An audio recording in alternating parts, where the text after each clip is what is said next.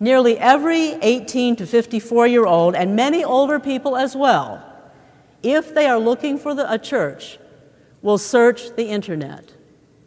If they hear of some interesting church sounding like they might have something to offer, they'll go to the internet and check it out, deciding based upon what they see on the internet if it's even worth their while to bother going. They will shop and compare and gravitate toward the best-sounding religious deal, truly offering them the authentic experience that they are looking for. If you are 18 to 34, you probably don't much care what denomination a church is. You're looking for something else. And if you find what you're looking for, you might go, maybe even stay, as long as the experience is meaningful, relevant, and authentic. If it becomes irrelevant or inauthentic, you simply are likely to move on, perhaps to another church, or maybe just to something else entirely. So living into a vision of the future church is a discovery process of understanding the needs of younger generations, then figuring out how to invite them in, and if they do come, we have to be certain we have something that they, not us, but they believe is worthwhile and will make a difference in their lives. It's not about trying to fit them into our ways, it's about openness to learning from them things that only they can teach us. It's about stepping back sometimes so younger generations can shape the church of the future and the church right now in relevant ways that some of us may not even understand and may even find disturbing, at least in the beginning. We need these younger generations in our midst, not just to fill our pews, but to teach us how to be church relevant to the future, relevant to the present. And there's more. In 2042, it is projected the Presbyterian Church USA, our denomination, will be gone if we continue to lose members at the current rate. To put it a little bit differently, if we continue down the same path we are going, in about 32 years, the PCUSA simply will not exist. Some of us might still be around to experience what for many would be an unbelievably sad loss.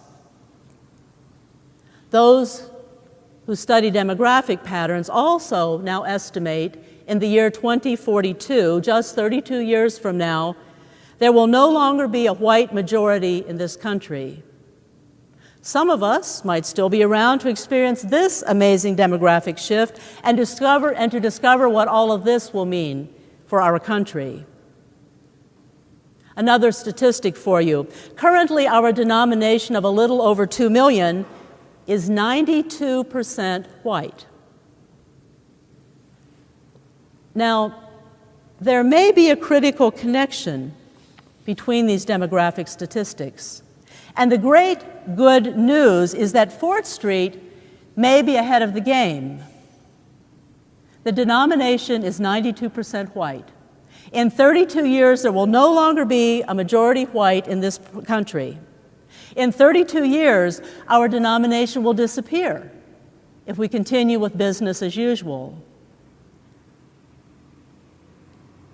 If new members are going to come to join us so that our denomination continues well into the 21st century, who do you suppose these new members will be? How well prepared are we to embrace those who seem different? How open are we to being changed by the ways that will come along with those we welcome in?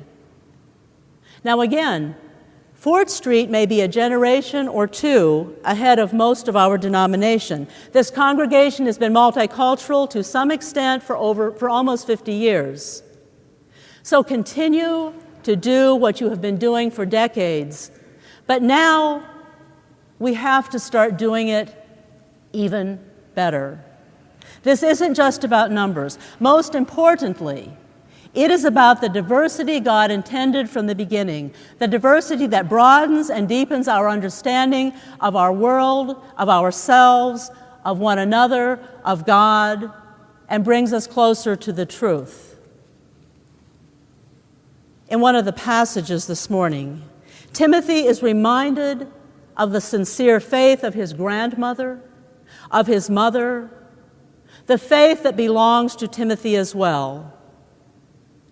Fort Street can draw on the faith and work of the ancestors, the ones who have gone before us. Fort Street can draw on the wisdom of the ones still in our midst, the ones who learned how to reach out to the city, becoming the open door known throughout the region, a gem in the Presbytery of Detroit. Fort Street can draw on the wisdom of the ones who drew others into a dynamic music program proclaimed nationally on a wonderful PBS documentary. Can we simply do the same thing again? No, we can't. It's a different world, radically different, and old ways won't work, and in 32 years it could all be over. But someone at Fort Street years ago discovered how to reach outside of those doors and to find the genuine needs around us, making a real difference in the larger community. Someone at Fort Street learned how to draw others through those doors to become part of the Fort Street community. I believe those gifts, that ingenuity, the boldness to risk something new and different are still here at Fort Street.